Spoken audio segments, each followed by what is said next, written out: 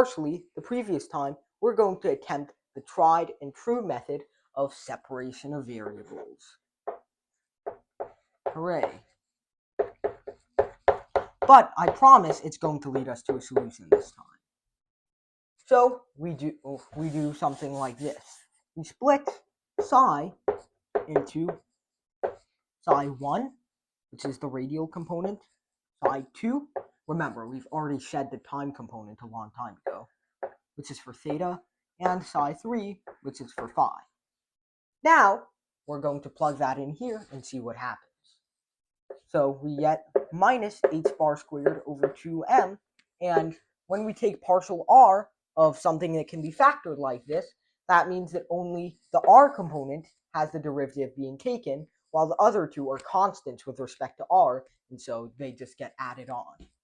So you get psi2, psi3 standing there in the background over r squared multiplied by, using the chain rule, the product rule, you get r squared psi1 double prime plus 2r psi1 single prime divided by, no, it's not divided by anything yet. What am I doing?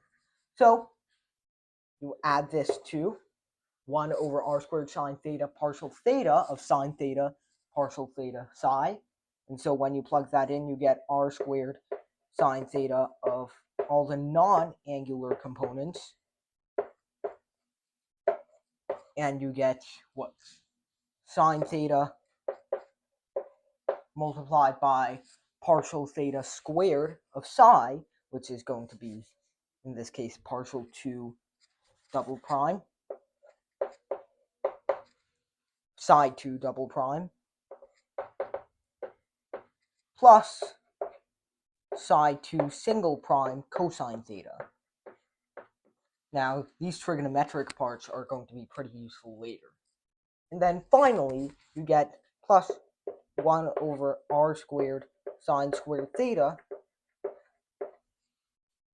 partial phi squared of psi, which is just going to be all the non-psi components gathered here, while the psi component has a double derivative.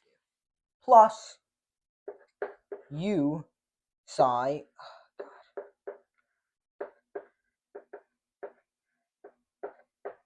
is equal to e psi. I didn't plan for writing this low.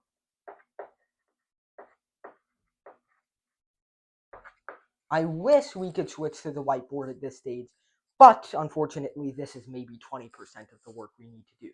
So